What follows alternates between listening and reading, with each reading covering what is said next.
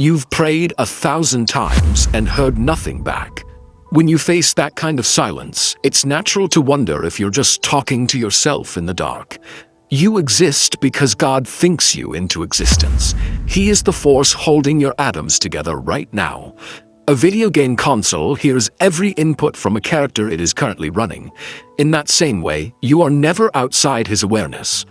Because God exists outside of time, he can dedicate an eternity to a request that took you only a second to think. The question is why he chooses a different response than the one you're looking for. This 7-step protocol identifies the specific blocks that prevent you from seeing his actual will. To start, find a quiet space. Bring your biggest unanswered prayer to mind. You will need to be ready to move physically. Moving from passive waiting to an active troubleshooting protocol allows you to stop guessing and start addressing the structural reasons for the silence. Step 1 focuses on your intentions. Human needs fall into 2 categories: worldly needs, like money and comfort, and eternal needs, like the health of your soul. God avoids granting worldly requests if they would cause damage to your eternal state. Evaluate if your current request pulls you closer to him or pushes you further away. If you aren't sure, surrender the choice entirely by saying, "Lord, let your will be done, not mine." Step 2 resets your posture. We often treat God as a vending machine for our desires or a pet for our comfort. This ignores the reality of Christ as King. The entire universe exists inside his being. Get out of your chair.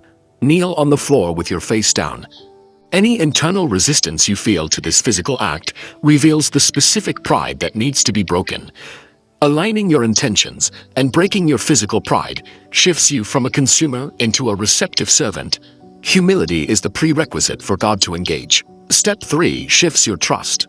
Faith involves dropping your personal deadlines and your preferred methods.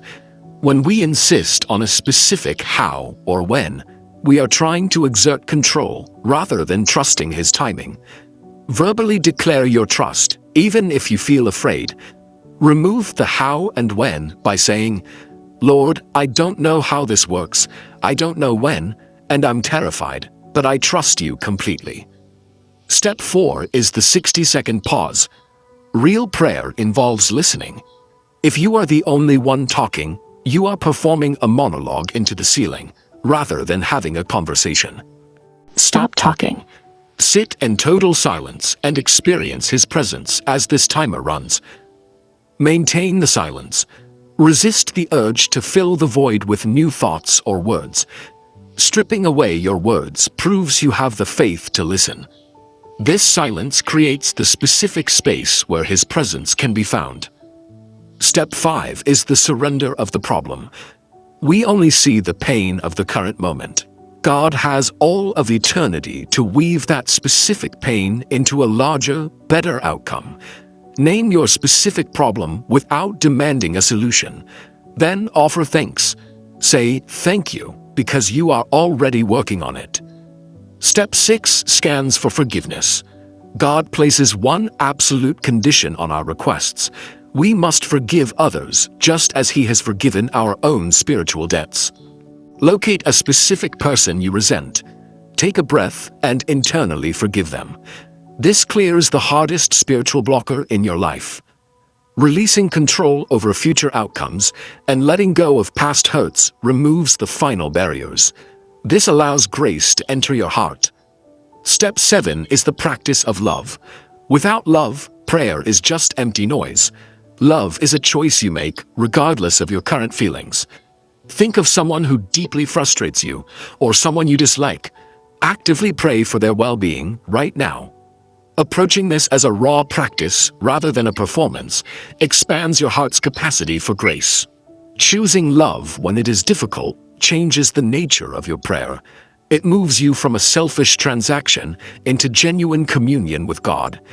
You have now completed the protocol. You have aligned your will, humbled your posture, embraced silence, and chosen to forgive. Looking back at my own life, I see how God answered the prayers I thought went unheard. His answers focus on your eternal needs rather than your immediate timeline. Bookmark this video. Use their 7-step checklist every day until this structure replaces your old prayer habits. Remain patient, trust the process, and surrender the need for an immediate answer. Growth happens beneath the surface before sprouting through the soil. Committing to this daily protocol helps you realize that even in the moments you felt ignored, God was with you the entire time.